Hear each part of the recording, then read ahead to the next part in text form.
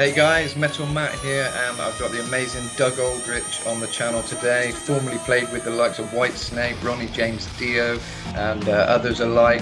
But at the moment and currently, since I think 2016, you've been with them, the Dead Daisies. Welcome to the channel. Thanks for coming on. I appreciate it. Thanks, Matt. Appreciate it, bro. I'm happy to be here, and I appreciate what you're doing, keeping metal alive. We need it, right?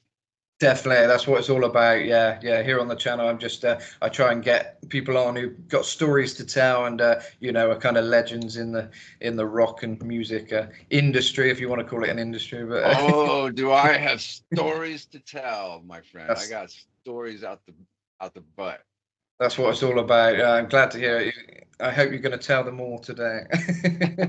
but, but yeah. So on that subject of keeping rock and metal alive, you've recently, or you're releasing a new album with the Dead Daisies, Looking for Trouble. So when's that one coming out? That comes out May 30th, and we're really excited about it. It's a blues cover album, something a little different for us. And we're taking it. We took a bunch of classic blues songs and rocked them up a little bit, and put our own spin on them, and it's fun. It's a fun thing. We just knocked it out really quick. It was pretty much recorded live, so it's got that live feel to it, which is nice. Definitely, yeah. No, I love that live, little bit raw, a little bit live. That's kind of what that bluesy kind of vibe is all about, and the energy of it, and capturing that kind of essence when you're playing. So that's really cool. And I was hearing somewhere that you kind of approached your playing a little bit different on this album. I guess because it was more of a blues direction. Did you have to adapt your playing a little, or you tried some new things? So basically, this album was just not even planned. It was we got into. I'll give you a quick story. I'll make it short. But we got into a situation where we wanted to go write some music for a new album, which was the last album, Light 'Em Up. And we decided, let's go somewhere new where we haven't been there before, and it's going to be inspiring to go there somewhere different. Different scenery is good when you're creating. It's really cool. Gives you a fresh perspective on stuff. Um, and so we went to the studio and started writing for Light 'Em Up. But then somewhere along the week that we were there, a week and a half, we started to dabble in these blues songs just for the fun of it. We were set up to record demos and whatnot. Um, and uh, and but we started to dabble with, we took the song Crossroads, for example, and we changed it up. We rocked it up a little in a little different way, a little bit more how like Led Zeppelin might approach it or something. Everybody's heard the Cream version. Everybody knows that it came, Robert Johnson made the song famous. And so we just wanted to put our own spin on all these songs. So it's a group of songs with really a fresh take. That's really cool. Yeah. Yeah. I mean, it's great to be able to bring those songs back and kind of put your own spin on it. And Crossroads is fantastic. Really, really good job. Yeah. Yeah. That was a Thanks, man. really cool one. What kind of pedals do you usually use and equipment? And did you use anything different to achieve the sound this time? Or did you kind of stick with what you know kind of thing? I actually, if you see that guitar right there, Yeah. that's a 53 Les Paul that I got a couple of years ago. And I brought that because we were just going to be writing and doing demos, and I wanted to have a guitar that is inspiring for writing and stuff. But it's more of a blues guitar. It's Mm. weird, that I brought that one. It's not as metal as some of the other Les Pauls that I have, and so that sound was pretty much perfect for that. I mean, they had some small amps at the studio, which I used a little bit more of a tighter sound, and to answer your previous question again too, because you asked me about changing my style, I didn't really know what we were going to do. So Mm. once we started to dabble in these songs, I naturally changed my style a little bit just to make it more, adapt to the song. Like you don't want to hear, so much like a shred type of solo. You want to hear more of a feel type of solo for this stuff. So yeah, I did at the last minute change my style.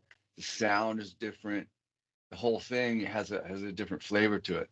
I can't wait for it to drop. That'd be really cool to hear. And I've always heard a kind of bluesy kind of influence in your playing. I've always felt that's there, but I guess in this album you've really brought it to the forefront and kind of tried some new things as well. So that's really cool.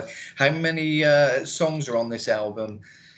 There's 10. We started off with like we talked about Crossroads, and we started to dabble around with Going Down, the Freddie King song, and then I forget what the order was. We got Born Under a Bad Sign going, and a few others, and we decided, you know what, this is really cool. We don't know what it's going to be, but let's just get, let's get 10 songs down. So we ended up with at the last day we actually had 10 songs, but we took one. We went so far with some of these songs that we had basically a brand new bed of music that was original for us. So we decided that there was this one that turned out really cool. We ended up writing our own song called Take My Soul. It's the last song on the last album. And so we only had 9 songs. So then Karabi goes, well, let's just do a Sweet Home Chicago real quick. We knocked that out in like 15 minutes. Oh, wow. So we had 10 songs in there. And yeah, so there's a few songs people can check out online. There's Crossroads, and there's Boom Boom. And Maybe I'm Ready is on there as well. I'm not sure if that's out again, Right. But definitely Crossroads and Boom Boom are out right now. You can check them out. Awesome, yeah, lots to check out then. And were the whole band kind of on board with this idea? Is everyone kind of into that bluesy kind of stuff, or did some of them have to, adapt a bit and kind of, get used to something new? Was it a kind of mutual decision, or was it Well, kind no, I mean, I'll tell you what, the one that I had to sweat the hardest because, like that's a whole different situation. And of course I am blues based and I love, those songs. I love those musicians, but my influences are the next generation from those guys like Jimmy of? Page, Hendrix, and Jeff Beck, and all those guys. And then later, the heavy rock guys came out like Van Halen and Randy Rhoads and Tony Iommi. Well, Iommi was probably he was like one of the first guys. But those guys are all blues influenced, So I just had to tone it down a bit. But like you mentioned, the other guys, Michael Devin, he played with Kenny Wayne Shepherd, and he's just got a huge knowledge of blues music. In fact, I think he might have been the one that came up with the title. But and Karabi's got a perfect voice for this, and David Lowey's a simplistic, honest player. It's no bullshit, So it was me. I was the pressure, like like I want to do these songs justice, but we just did it live. So I did my best off the cuff, and then I thought, well, we'll probably go back and revisit them. But Marty Fredrickson, our producer, said, you guys captured a vibe down there, playing together, not thinking too much, just playing, having fun. It's cool. Let's just put it out. So that's what we're doing. That's really cool. Yeah, sometimes it's good just to go with what happens. Sometimes it seems to happen for a reason, and yeah, it seems like it was Right. the right thing to do.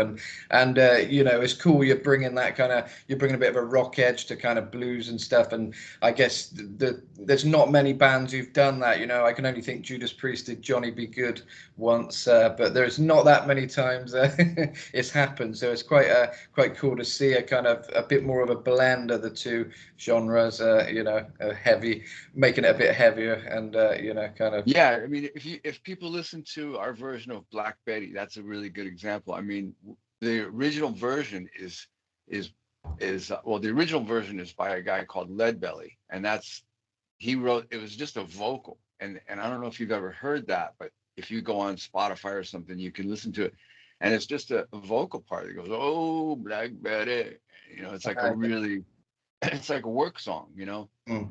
And then Ram Jam had their way with it, which is really killer, and that actually lends itself to a metal version, say. But we wanted to get it more. We wanted to rock up the thing, but we wanted to take it from the original version and go from there. And what we ended up with was like a little bit more of a uh, it's like a ZZ Top version or something. And it's like, it's got this Texas kind of thing to it. Or somebody else mentioned another influence that it sounded like. But the bottom line is we took it really into a new direction, and it's like a good mesh of the Dead Daisies and the original version. Oh, that's really cool. I think there's going to be a lot of fans anticipating this. It sounds like it's going to be really cool.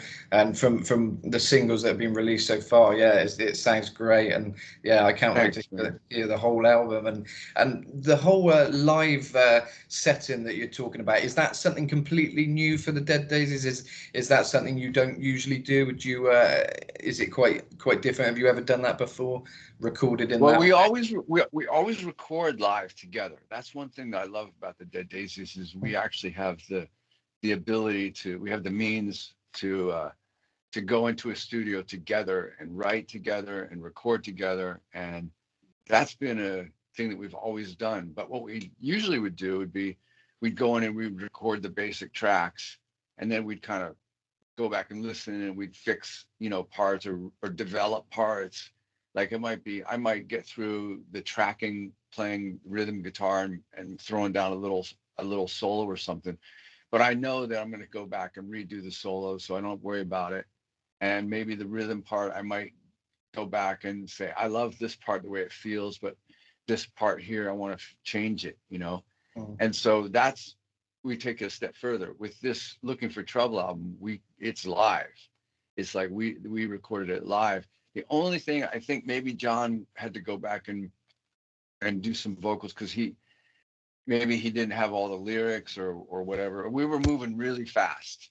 I Mm. mean, literally, this record, I mean, literally, it was recorded in under a week, probably more like 4 or 5 days total, Wow. and that includes John, fixing some vocals if he wanted to, or if Marty wanted him to, and that's it, man. Then Marty Wow. mixed it. It's it's. So yeah, usually we always record live together, but then we would normally go back and revisit it. We didn't do that. We just kept it live.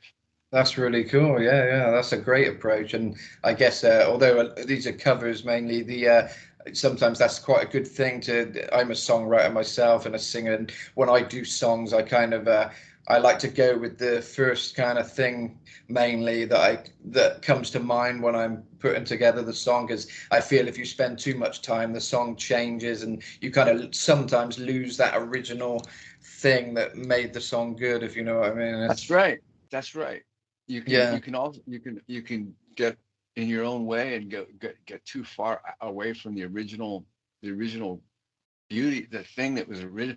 That's a good point that people should do is always kind of try and find a way, whether you do it with your phone or on your computer, whatever. When you get a basic idea and you throw it down without thinking, or you sing it into your phone without thinking, there's something a beauty about that you try not to lose that, when you're doing the song for real.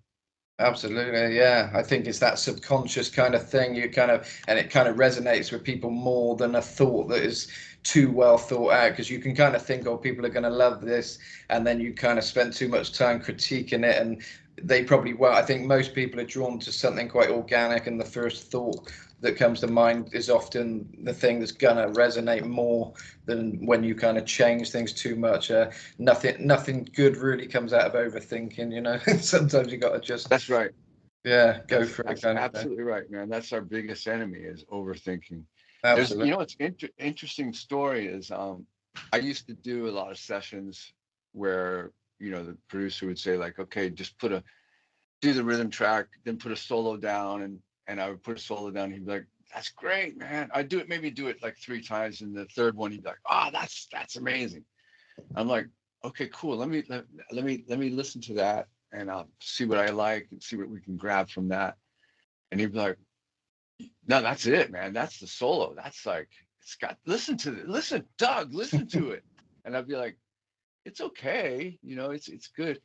And I would be, let me have another pass. And I have to, once you throw down something, it was off the cuff and it's got a beauty to it. I know that if I spend the time that I have to learn it, and then I have to practice it, and then I have to own it. And eventually I can forget and play it with all those aspects, and it'll sound fresh again. But it takes a minute. Yeah. And the producer was he was like, no, everything you're playing sounds contrived. It sounds like you're trying. And I'm like, no, I get it. That's what happens. You know, it takes, you gotta start and get the full circle happening. Eventually, you know, in a situation with a session, it's better to just go, you know what, you're right. The original one's the best one. Just go with it. But if you have your own, if it's up to you and you have the opportunity to go through it and do that, then you can, you know, and you can just don't lose the vibe that you got on that first one. People like guitar players like I'm sure you've heard of Eric Johnson. He's not a metal guitar player, but he's a brilliant guitar player. Yeah. But he's a guy that is known for really working his parts out. You know, he'll get the idea and then he'll tweak it, and I love that. You know, he'll take it, he'll keep the original vibe, but he'll work through it all the way till it's fresh again. And there's a couple times with Whitesnake I had that situation where I had ultimate open amount of time. I could have took 3 weeks or a month or whatever to work on a solo. And so you find yourself going, well, I'm not sure that melody is that the best way to start it, or should I start with some fire and then go break into the melody? Or and I have to try these things, and then you figure out, I think that's the best way. Maybe, maybe I change the end of it, and then eventually it's like it does become, you know, something that it never would have had you not taken the time to do that. But there is a beauty to the first notes that you play. There's something beautiful about it, and Yeah. that's definitely what's on Looking for Trouble. Yeah, no, that's awesome. Yeah, yeah. I can relate. Oh, the connection got Oh, did it? Are you back? Where it's are you at back. the moment? It's back. Are you in LA at the moment? Yeah, I'm at home. I'm at home in LA in my home studio. I'm just doing some writing, and you know, it's my sanctuary in this room. It's so I've had everybody in here. I'd be sitting right here where I am. This is my, you can't see it, but my drum machine's right here, and I got my recording rig here. I got, you know, all this gear, and I'd be sitting here working on something with Coverdale, and he'd be sitting right behind me. Really? And Oh, wow. yeah, and I'd be playing something. I'd be like, "What do you think of this?" He's like, "Well, what are you hearing?" And I would sing just without looking at him. I'd kind of sing, you know, like this, you know. And all of a sudden he'd go, "Okay, try it again." And then I'd play it. He'd start singing. I'm like, "Wow, that's fucking cool, man!" Or even back there, I used to have a couch where the amps all are, Oh, and Dio would come over, and we never recorded here, but we would always like do pre-production and stuff for well, not always, but a couple times we did it. And I used to set up a little spot for Ronnie with a little table where he could put his beer and his oh. smokes or whatever. And like I called it Ronnie's party stand, you know, because at rehearsal he'd always have a stool, and he'd sit there and he'd sing the set 2 times, full voice, no, you know, like a lot of singers, they kind of give it a little bit Yeah. less. And he would sing the set 2 times. He'd have his party stand with his water and his cigarette or whatever it was, you know. He didn't call it a party stand. I called it that, but he was a badass. And that's how Karabi is. Karabi will sing when we go in rehearsal. He sings. Karabi sings his ass off. He's like Ronnie. He was kind of like, I don't want to jinx anybody, but he's like bulletproof like Mm. that. Yeah, yeah, yeah. That's amazing. And talking of Dio, you know, do you have any kind of particular memories or stories that spring to mind of being on the road, and you know, any funny or Oh man, interesting tales? so many stories. I mean, just from the very first time I got, you know, we went in the studio the first day I showed up, and I brought my amp, and I was taken out of my car, and this big guy called Turbo comes up behind me and goes, "Hey, don't touch that. That's my job. You're the Oh, guitar player. You play guitar." And from right then, it was like very similar to the Dead Daisies. It's like being in a family with people. Everyone's got a job to do. But in the studio, Ronnie loved to do crossword puzzles. oh, He really? would he'd sit right at the sound desk, with a crossword puzzle. And it was something he just, he was a smart person, very intelligent.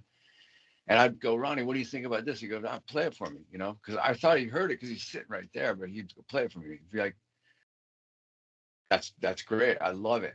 Or he might say, he pretty much trusted me. Like, I mean, I wasn't a kid. I was 37 or 8 when I started working with Ronnie. And so I'd been around the block and we knew each other for 10 years prior. Oh, wow. But when it came to solos, he would go, okay, I love this part. Oh man, I love this part. But you need to make sure that you're happy with everything. I mean, like, make it grand. Do what you want. Make it like he would go. Richie would do a solo as many times as he wanted to do it, and you need to do it like Richie. Do it how you want to do it. I mean, he would go like that. But that one part right there, that's amazing. It reminds me of such and such. And I'd be like, oh, cool. So he was always putting in inspirational comments in the studio, and then in rehearsal. Before my first tour with him, we rehearsed 6 weeks. Oh. Man, Matt, the band was tight like a mofo. When we got out of rehearsal, we were freaking tight, man. You get on the road and of course the first couple shows, it's inevitable, as first couple shows there's going to be some issues or whatever technical, whatever it is, but the band was tight, and then we just got tighter as it went. But I remember I'd be playing back by my amps and watching Ronnie just like work the stage, and there was just zero fear, man. He was amazing. And same with Coverdale. I mean, it was awesome to watch these guys do their thing, and then it made you feel like, all right, I'm one of the lads too, so I'm gonna fucking throw down, And I did my best, and with the Dead Daisies, Karabi is, when people who have seen the band know, but people who haven't seen the band, it's like a backyard party at Karabi's house. It's like he's throwing down, he's making people laugh, he's telling people, here's where I want you to sing, and everybody's basically, we want to make sure everyone's having a good time, and that's what we do, and there's moments where I can throw in, some fire and whatever. And Tommy Clufetis throws in a bunch of badass playing. Michael Devon's great. David's doing his thing. He's definitely coming from a more, like I said, a more honest, straight up approach. But yeah, it's good. That's really cool. So you've had good experiences with everyone you've worked with, really, and it's kind of, you've always been encouraged to kind of do your thing and explore what it is that makes you, your sound kind of thing, and encouraged to do that. That's really cool. And with Ronnie, was there any kind of particular challenges with any of the songs? Did you was there any you found quite tricky to kind of learn or anything like that? Not really. I mean, the only thing is I asked him at the beginning, I go, how close do I need to be on these solos? Like, because I'm, like with Viv, me and Viv we had a lot of similar influences, stuff like, we had Gary Moore was an influence. Same with Sykes, Gary Moore was an influence, and Jeff Beck and people like that. And so those guys, it was easier for me to play stuff that had been recorded and keep the integrity of what Sykes did on Crying in the Rain or what Viv did on some of the Dio stuff. But like Blackmore was a little bit of a stretch for me. That's a different style. And Ronnie said, just hit the main melodies, just don't, you can make it your own, but you gotta play those main melodies. And so I tried to do my best to emulate a little bit of what Blackmore was doing, whereas the stuff that Viv and Sykes did that's more natural, that's normally what I do. And we just had a blast, man. Ronnie taught me so much, David taught me so much, but Ronnie was first, and I was on the road with him the whole year in 2002, and then again in 2005. And we did a bunch of DVDs that people could see. He was just that London DVD, Holy Diver Live, Ronnie was sick that night, and Really? Wow. yeah, he was not feeling good, and he just killed it, man. You know, Yeah. that's how he was. That's why I say that's how Karabi is.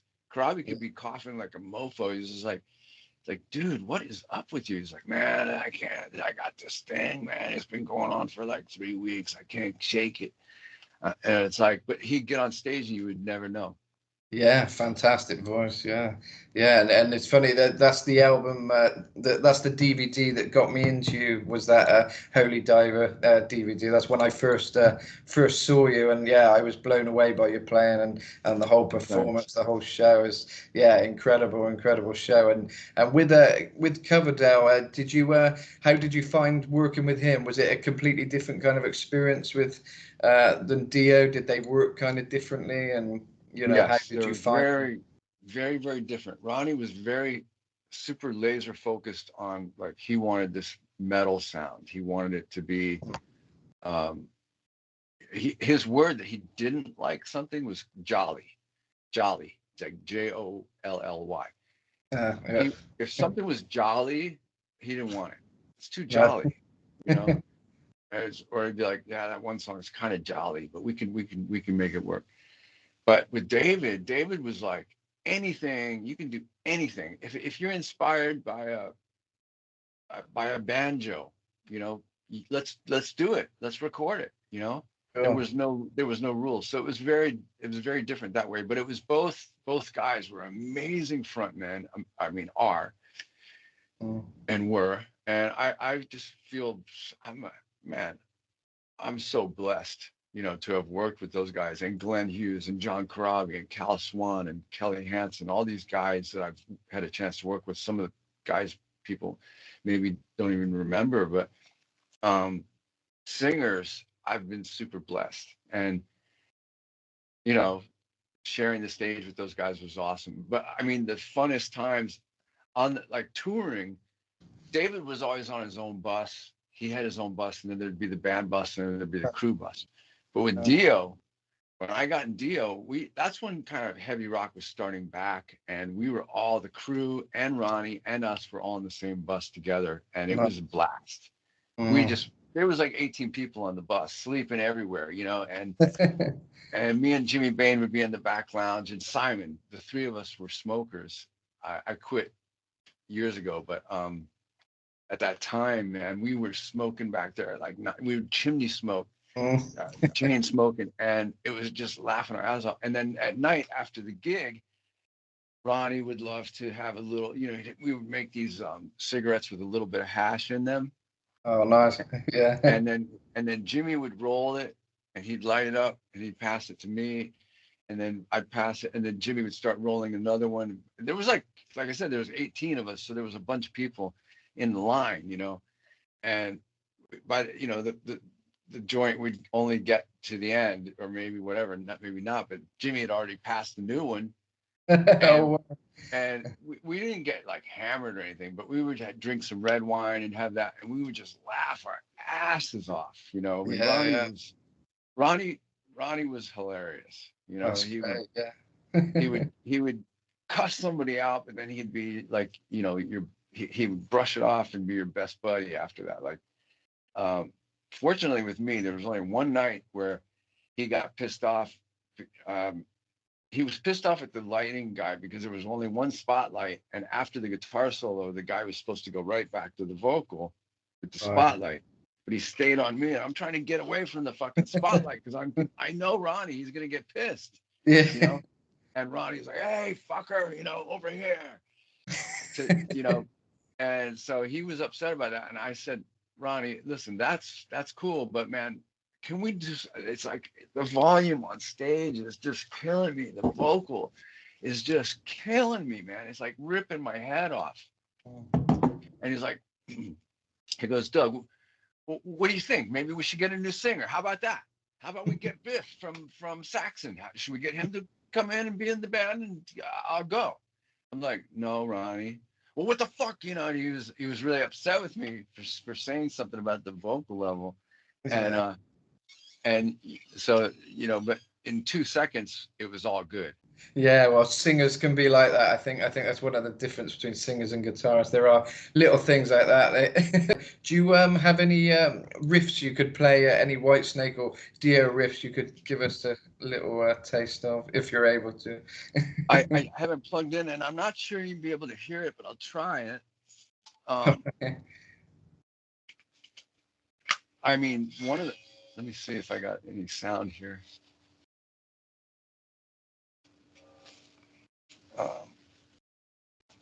Sorry to put you under pressure. No, man. It's all good. I love stuff like that. I just don't know if I have, for some reason, I don't have. Oh, that's because that's the wrong channel. That's why. But I don't know if you can hear this. It might be. So, Can you hear that? yeah, just about. It cuts out a little bit, but you can hear it just Turn about. it down. See if this is better. See if this is Better. Yeah. one of the songs that with Dio that was hard to play because your arm would just be tired is.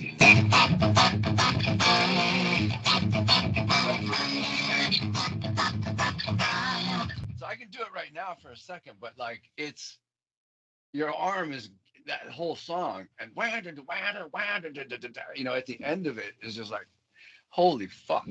But in the end it was your chops you get built up and whatever and of course well like stuff that with Whitesnake that I really loved, the one I was saying when David was sitting here and just singing over my back was Good to Be Bad. I just started going.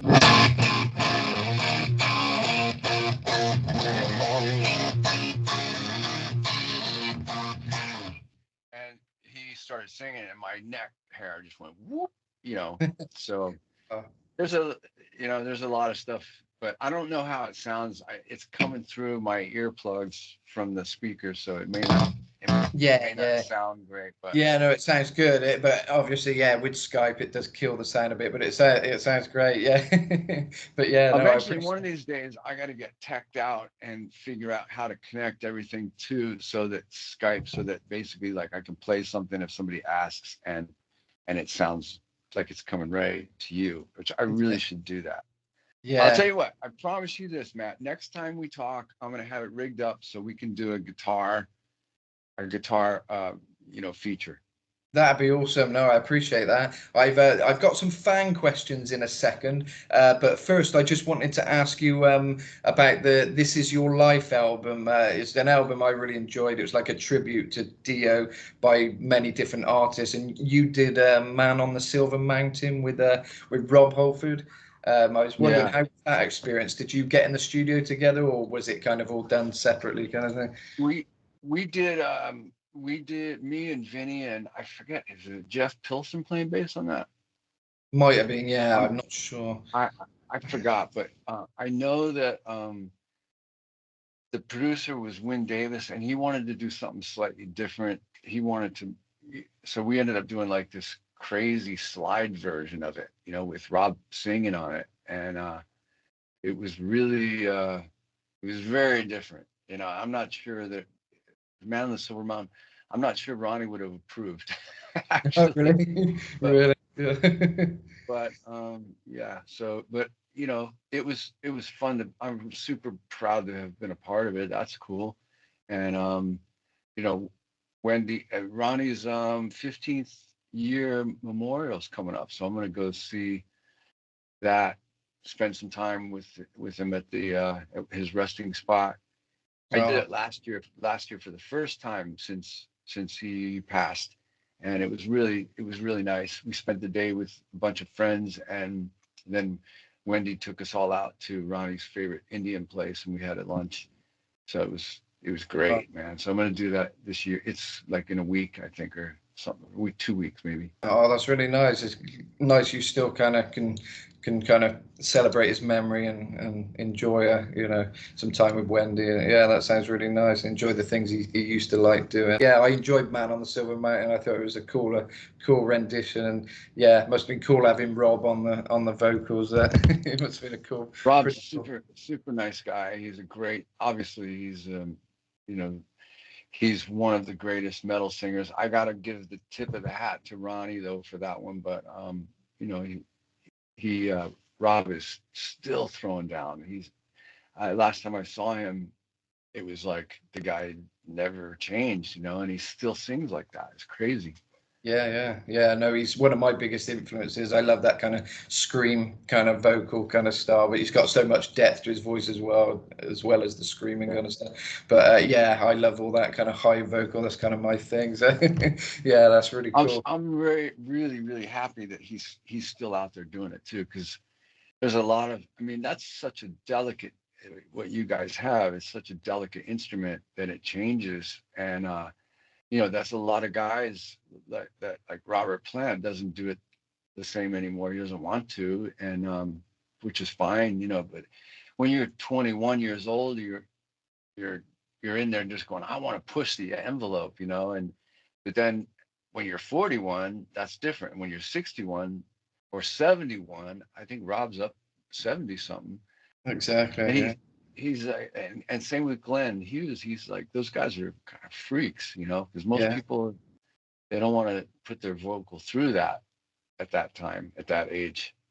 No, I think with Rob, it's always impressed me how he's kind of adapted really well. He's kind of changed his voice in a way, but still manages to keep it true to the original, even though he's kind of adapting his voice in certain areas, kind of to hit the high notes maybe a little bit different or sing it low in places. But he's really worked that out to a T, and it kind of you're not losing anything kind of thing. So he's managed to kind of, with a mature voice, he's managed to still keep it quite true to what it always was kind of thing, which is cool. And I don't know if you remember the Fight band that he did in the 90s, that was like really heavy screaming stuff.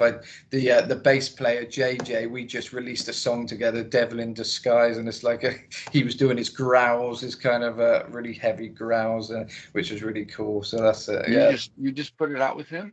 He's on kind of cool, man. Backing vocal,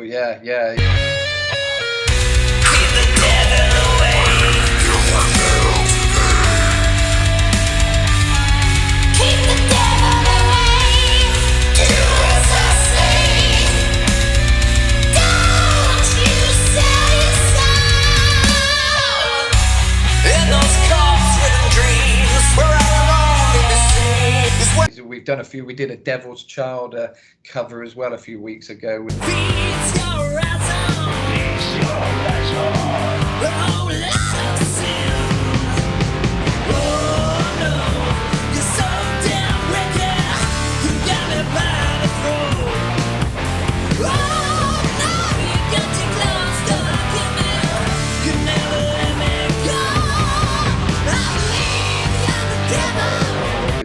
His friend Bob Tyrell, they're both tattoo artists, and they're quite well known in that area as well. And they did Devil's Child, and we've just done an original Devil in Disguise. He just guested on this one with like his growly vocals, which are really cool. So it was a neat kind of no, it was good fun.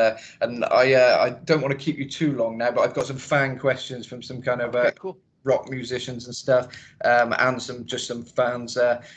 Starting off with a guy called John H. Shelton. He's a big fan of yourself, and I've worked with him a few times. He kind of writes songs, and I'll sing on his songs sometimes. And he does YouTube. He's got a cool YouTube channel. So he wanted to ask you some questions, and he said, first off, he says, I wish you the best of health, because obviously you've had some some struggles in the past year or so. Well, I'll go ahead and ask the rest. I'll answer. Yeah, no worries. He said he loves the Dead Daisies, but he also was mentioning the your band you were in, Lion, and he said he's a big fan of the Transformer movies, and you guys did the theme tune, I believe, and he was asking how was that whole thing? How did you find that experience? It was, first of all, thanks for the well wishes and all that stuff. I'm feeling great, 100% now. It was a bummer to go through that stuff, but basically I got a clean bill of health at the moment. So hopefully that continues. Thanks to God for that one. And thanks to everybody that sent really good messages. All the messages and stuff that I got was overwhelming. In fact, I got it, all my friends hit me up, but then Somebody who's a friend of Paul Stanley told him, and Paul put something really nice online, and then everybody knew. That's how everybody really found out. And I got so much encouragement that it made it a lot easier. So thanks for that. And then regarding Lion, that was, you know, it's interesting because I'm actually now back in touch with Cal Swan and Mark and the guys. We kind of reconnected a couple of years ago, and just we've been spending time together. Trying to basically a couple things, but also trying to figure out what's going on with the rights of all that old music, and we're working on that. But it was a blast. We were like, that's a band where we were all broke. We were sleeping on the floor. We were all living together in an apartment. It was like the real old school way, the school of rock and roll hard knocks. We didn't have anything, and it would basically be like, if somebody had a little money, you get a can of tuna or something like that. And I was teaching guitar at the time, so I had some money a little bit, but it was definitely lean, and we had built a really good following in LA. I mean, it was like we were one of the main bands. In fact, a lot of bands that got signed were opening up for us at our shows, like Poison or Warrant. Some other bands, I think, supported us, but later got these big deals, and we just got passed on. We were not like your typical LA sounding band. We were definitely, because of Cal, we were definitely more of a European sound, and he brought in a lot of stuff. Like, he was always talking about Status Quo and different Thin Lizzy albums, and then the Whitesnake albums that I had never been heard of, that had never been released in the US at that time. So we had this different sound, and I think it was just not the norm. So every label passed on us, and then finally we got a label that offered us a deal, which was a shit deal, but we took it because we thought, hey, we got a great record in the bag, we got a following, and we'll just sign it, we'll make a record, and then we'll renegotiate. And unfortunately, it was not that easy, and we ended up, having to. And we ended up disbanding, and then Cal and I went off and did another thing called Bad Moon Rising. But the one thing that label offered us was, they go, look, we don't give advances. We don't give any money. I was like, okay, well, we went this far. We're going to put this record out. We're going to blow you away and renegotiate, whatever. That's what we're thinking. But they go, but what we do is we'll put you in a movie soundtrack. And the first thing that we did with them was this Transformers thing. And so Cal and I got together and kind of put together some music based off of this little 30-second clip. And then Cal wrote the rest of the lyrics for it and the melodies and all that stuff. And so me and him got to be writers on that song, with the original guys that wrote that thing, with basically the Transformers, More Than Meets the Eye is all we had. And we finished off the song, and then we recorded it in their studio with their producer. And we still, it's not a lot of money, but we still get a few quid here and there, Yeah. as they say. Yeah. Once in a while there'd be a little mailbox money, $5 or something. Mm. And then we did another soundtrack for a movie called The Wraith, which had a couple songs in it. It had our song Power Love and Never Surrender in it. And so it was a great experience, but we found out that really, when it comes to contracts, you can't mess around. So we're still, 40 years later, we're still trying to figure out the contract.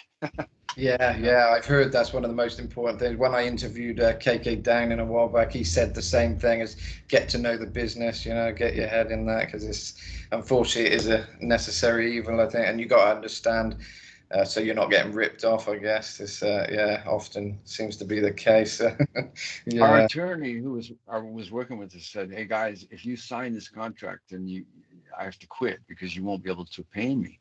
And we're like, I think, I could be wrong, but I think that basically I definitely wanted to sign it.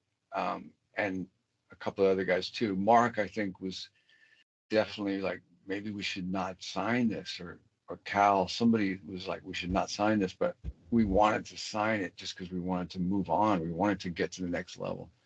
And we were kids, you know, we were in our early 20s.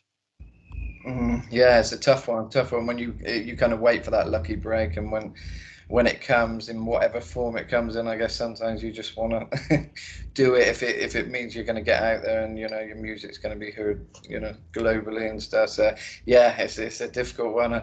I don't know if the contracts are any better these days, but it's definitely Well, worth. now you don't need it. Now you don't need a contract. Now you can do it yourself and True. do it That's right. online. Yeah, that's the plus side. Yeah. A couple more questions. I've got one from Simon J. Court. He's another friend of mine. He's in a Judas Priest tribute band in Bristol in England. I'm in Mexico now, but he's over there doing that. And he just wanted to ask. He said he loves your trousers, your silver trousers. He said, can you give them to him? Actually, those trousers, I put them in a box in the garage, and they I think last time I looked, I was cleaning up my garage. The last time I took them, they split, they like ripped apart. It's leather, so Yeah. they basically. But the funny story is that those were just leather pants that I got from somewhere, and I didn't want to spend like $1,000 getting new pants for a tour, so I just got some spray paint and spray painted them kind of silver, just a little bit like here and there. That's good. And it worked. It was like they photographed pretty good. They smelled really bad, but anyway. But yeah, so that's what happened to those. Wow. They disintegrated. Oh god. Well, at least you know, the DIY approach. Sometimes that's the best way. You know. Yeah. A lot of bands started out like that with all the leather and studs and stuff. They had to make their own, and you know, it's Yeah, great. that's right. Yeah. And now I've got Dave Blamere. He wanted to know what's the strangest thing a fan has given to you, or that you've had to sign. Strangest thing.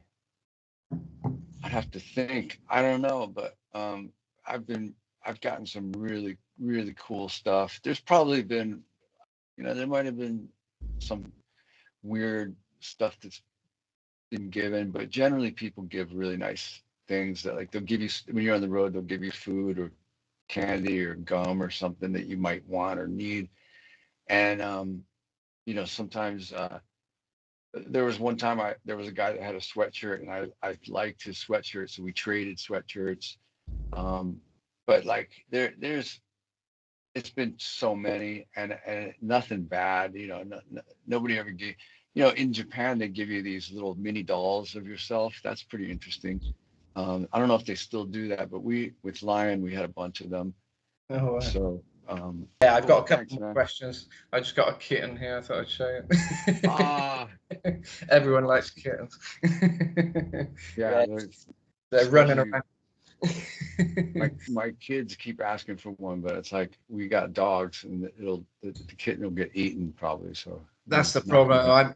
I'm a dog person, but I'm in Mexico, and there's so many dogs and cats on the street and stuff. And these two were abandoned. I got two here, and I couldn't not bring them in to look after them. But yeah, it's unfortunate thing about living over here. It's you see a lot of animals in pretty. I love it there. So you consider yourself lucky. That's a cool spot. Definitely, yeah. I'm in Cancun as well, so it's a pretty nice one. My wife's Mexican, so we're pretty lucky now. So yeah, I love it over here. Being from England is so different, cold. Yeah, absolutely. Yeah. Well, from Cancun, that's a big jump. Yeah, big jump. My wife's lived here a few years. She was more closer to Mexico City before, but she works down here because it's better money down here, sort of in Cancun. But it's a nice life. It's nice, just a bit more tranquilo, a bit more chill. It's not as fast paced as England and things. It's pretty laid back, which is nice. But anyway, I'll ask you a couple of questions now, which are quite cool ones. I've got from more of a message, this one, but it's from Jeff Mantas of Venom. You may have seen he did a version of Resurrected. Enjoy. See what you think of it. Hey! Here we go.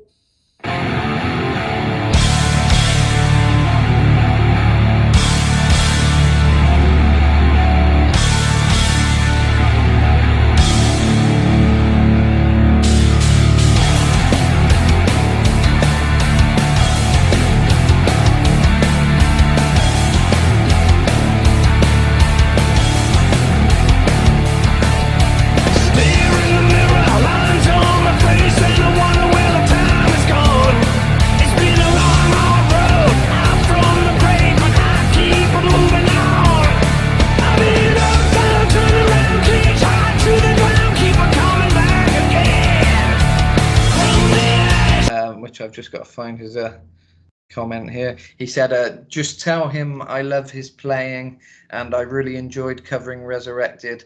Big fan of the Daisies and say hi to Krabby for me. That's from Mantas. Oh, that's awesome, man. Yeah, we heard that, and it was kind of better than the original. That's awesome. Tell him. I'll tell Krabby, and that's really cool, man.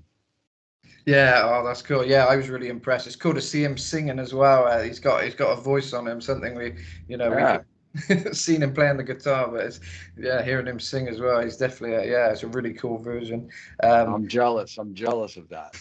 Oh, that's really nice. He'd be happy with that. I'm sure he's a real big fan of the Daisies. So yeah, that's cool. Right, I've got one now from Ryan Roxy of the Alice Cooper Band. It's kind of in two parts, this one, so I'll say the first bit first. He said, ask him what the most important and precious piece of jewelry he wears around his neck. That's the first question. What is it? Yeah, what is the most important and precious piece of jewelry you wear around your neck? I had, right now I actually don't have anything on my neck because that's where I had neck surgery. So like I just got used to not having anything on there, and then also getting treatments on the neck. You can't wear that stuff. But I had a silver chain that I don't even remember where I got it, but I've had it forever and I still have it. And I used to wear it full time, 24/7, all the time. And then I had a piece of, originally I had a stone that somebody gave me that was really cool, and it was on a leather piece of rope, and eventually it broke, but I just got a piece of leather and put it back on, and that was always on. But I think there's a guy in Japan. He's a famous he's an actor, and he plays, he's a singer and stuff. His name's Sarah, Mr. Sarah. Hang on one sec. Sarah Masanori. Last name's Masanori. We call him Mr. Sarah. But he gave me a necklace that was this triangle thing that holds a pick, but it's like a triangle thing that it was made out of silver, and it kind of had a rope thing. I love that one a lot. I still have it, and I just wore it on the last tour. It holds a pick, but it looks better without the pick. No, I get you. Yeah. No, it sounds pretty neat, that, and it's at least it can come in handy for the pick. So, but Ryan's probably got some stuff that he loves. He has. It was a bit of a trick question because the second part of that was, he said, if he doesn't answer his Gibson Gold Les Paul, tell him that's the only thing I remember being around his neck every time I've seen him. That is a trick question. Yeah, it is. But the thing that threw me off was it wasn't jewelry. I know. So it's your favorite thing around. I know. That's like if I ask you, okay, anyway, some kind of a trick joke. I know. He threw me in it with that one. I didn't want any trick questions, but it's what he gave me to ask you, unfortunately. but yeah. It's like, all right, so this is what I would ask. Tell Ryan this. Say there's a one-story house, and the owner's name is Bob. It's a beautiful house with a pool, and it's surrounded in the back. It's got a lot of furniture in it from mid-century. Bob loves that, collecting that stuff. And the question is what color is the staircase? Right. And then ask him that. I will. I'll pass that back to him, and I'll make And sure. the answer is there is no staircase because I just told you it's a one-story house. There you go. That's good. That's a trick question. Yeah. I think you've won on that one. Right. I'm just checking if we got any more fan questions. Someone was asking. Where is it? What was the most challenging Dio solo to play? I think that was from Aaron, that one.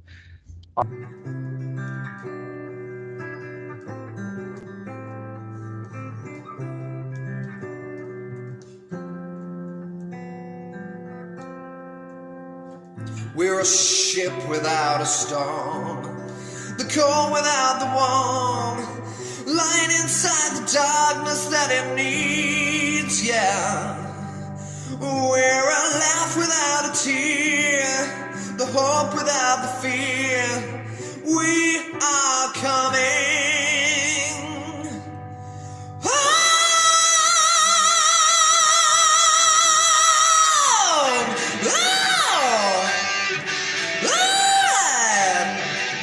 We're after the witch. We may never, never, never come home, but the magic that we feel is worth a lifetime. We're born upon the cross, we're the throw before the toss.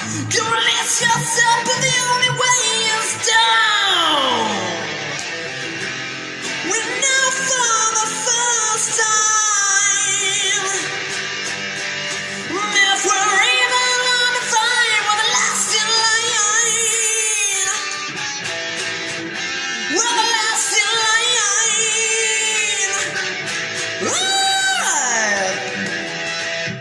line. Or at least we did. All right, well, Aaron, that's a good question because there is one that was really scary. I was really nervous when we played it. Was Gates of Babylon, because I love that solo by Blackmore, and it's a different style for me, and I really wanted it to hit the vibe on it and get the notes right. It's on that Holy Diver Live thing, and we were doing it on that tour, so I was practicing it a little bit, every night, but I was really nervous before that song because it's video. When there's a video camera, it's just like it's a different level of pressure, and Absolutely. and so I remember, oh man, please let me do this good, and I ended up doing it pretty good in the end. On that version, it was pretty good. It wasn't perfect, but that was definitely a challenge, so that would be it. That's great. And I think one more question from Aaron. It was ask him what he thinks the greatest threat to rock music currently is. I mean, I guess that, people, as they get older, they start to, not really listen to it as much or whatever. But I mean, the good thing is places, it's like that in the US. A lot of people don't want to go out as much to see hard rock or metal. But metal's always got a dedicated fan base, so that there'll always be work there for those guys. But it's that's the thing is like apathy or people getting older, or they don't want to go out. But in Europe and in Mexico and in Asia, it's still super popular and it's alive. People want to get out, they want to go to festivals, and it's great. So but yeah, the threat, I mean, there's not, as far as other kinds of music, the stuff that's on the radio or whatever, it's not, it just doesn't even, it's a parallel universe. You don't even think about it. Totally. But it's all the stuff that's on the radio right now, and I hear it because I got a little daughter, and I hear that stuff, and it's like, well, that song was 20 years ago. That was somebody else did that. It's just changed the lyric and the melody a little bit here and there. Even sometimes the melody is the same. They just change the lyric and make it about something that's, that people can relate to for a minute. But like with metal, people are sticking there. They're always there. With rock, they're always there. With pop, you got somebody like somebody like a Katy Perry that was big, 20 years ago. She's trying to do a tour right now, and probably it struggles because those people grew up, so they're not really into that music anymore. No, exactly. Yeah. It's funny how the pop music seems to, it seems to be popular for a very short amount of time, but metal seems to stand the test of time.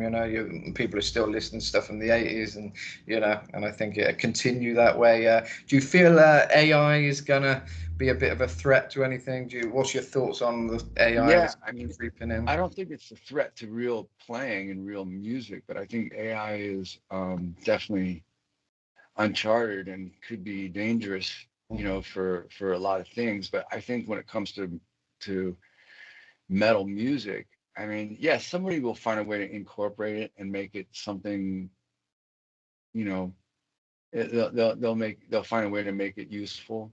But I mean, the real thing is when, a group of people get together and play it in a room and they create something and they're super excited about it because nobody else in the fucking world has heard it and they know it's great.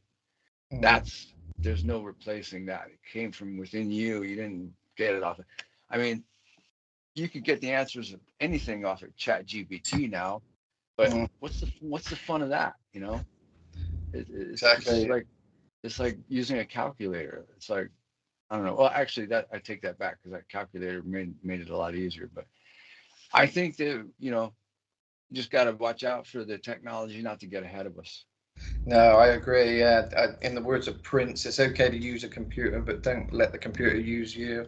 You've got to kind of be in control. And I think, with the rising kind of technology, it's just good to maybe take a step back and not dive into every little thing, and try and keep things real, and kind of, like we said earlier, sometimes organic is the best way. And I think only a human can kind of work on that level of kind of inspiration things. It's kind of, there's no soul to AI, so I don't think it's ever going to kind of achieve anything as real as what we can do. It's just that you could teach it to have soul, but it's not going to be the same. But hey, Matt, I gotta blast off, unfortunately. No worries. And Matt, thank you so much for everything. I really appreciate it and all you're doing, and good luck with your band. And thanks for spreading the word on Looking for Trouble. We got dates in Europe coming up in June, and we got some dates in the UK in August. And I hope that we'll make it down to Mexico. We probably won't make it to Cancun, but if I ever get there on a vacation or something, I'll hit you up. Hit me up. Yeah, no, thanks so much for coming on. It's been great chatting with you. Really interesting to hear you. And yeah, have a great day, and good luck with the release of the album. And everybody check it out. Looking for Trouble. Is it May? It drops in May, is it? May 30th, yeah. And they can go on the Dead Daisies socials and deaddaisies.com for all the info and stuff. And it's not, like I said, there's a couple of tracks streaming on Spotify they could check out if they get a chance.